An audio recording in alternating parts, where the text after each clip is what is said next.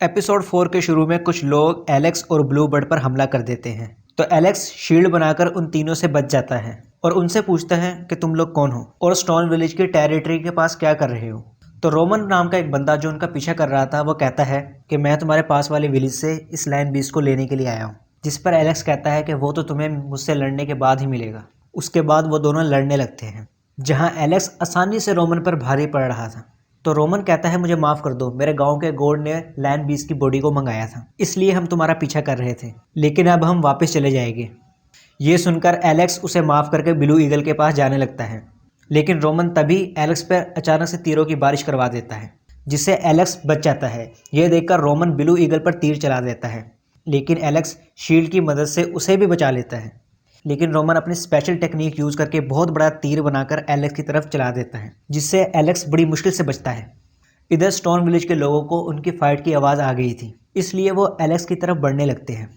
इधर blue eagle को चोट लगने की वजह से एलेक्स गुस्से में आकर रोमन को बहुत ज़्यादा मारता है और अपनी स्पेशल टेक्निक को यूज करके उसे ख़त्म कर देता है। उसी वक्त वहाँ स्टोन विलेज के लोग आ जाते हैं और बाकी बचे हुए लोगों को मार देते हैं। तभी वहाँ पर रोमन के विलेज की प्रोटेक्टिंग स्पिरिट आ जाती है जिसका नाम लेक था, जो रोमन के मरने की वजह से बहुत ज़्यादा गुस्से में थी। तो स्टोन विलेज का लीडर एलेक्स को वापस गांव जाने का कहता है, लेकिन एलेक्स नहीं मानता। तो कुछ लोग ब्लू ईगल की प्रोटेक्टिंग में लग जाते हैं और बाकी ब्लेड पर हमला कर देते हैं, लेकिन ब्लेड बहुत ज़्यादा ताकतवर थी और उनके हर वार से बच रही थी। अब ब्ले उन सब पर हमला करती है, लेकिन एलेक्स अपनी शील्ड की मदद से उन सबको बचा लेता है। ये देखकर सब हैरान रह जाते हैं कि एलेक्स इतना छोटा होने के बावजूद भी गॉड स्पिरिट के अटैक को रोक रहा है। इधर लेक भी कहती है कि एलेक्स की स्ट्रेंथ अच्छी है, लेकिन वो मुझसे नहीं जीत पाएगा, इसलिए एलेक्स वहां अपने गॉड स्पिरिट को बुलाने की दुआ मांगता है। अब एलेक्स की दुआ सुनकर गॉड विलेज की स्पिरिट वहां आ जाती है और ब्लेक को जान से मार देती है और आगे सभी मिलकर गॉड लियो को उनको बचाने के लिए थैंक यू बोलते हैं। तो वो स्पिरिट उन्हें बताती है कि तुम सब ध्यान से रहो, एक बड़ी मुसीबत आने वाली है।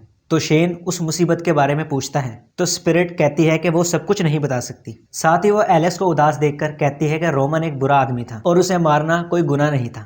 ये सुनकर एलेक्स कहता है कि मुझे बस उसके पेरेंट्स के लिए बुरा लग रहा है और मुझे अपने पेरेंट्स के बारे में भी नहीं पता, क्या आप उनके बारे में मुझे कुछ बता सकते हो?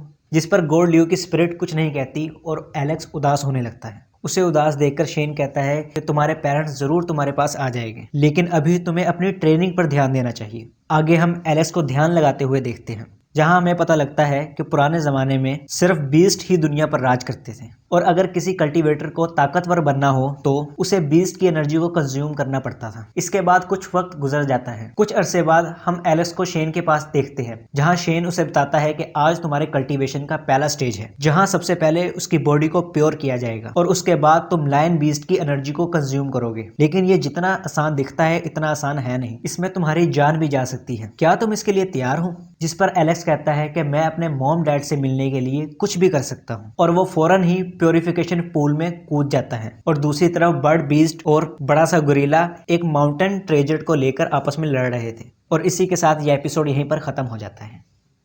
अगर वीडियो पसंद आई तो चैनल को सब्सक्राइब करें और बेल आइकन को दबाना मत भूलना और वीडियो को लाइक और शेयर ज़रूर करें ताकि हम इस सीरीज़ के नेक्स्ट पार्ट जल्द से जल्द अपलोड कर सकें। और हमारी कोशिश रहेगी कि हम और सीरीज़ भी इस चैनल पे अपलोड करें।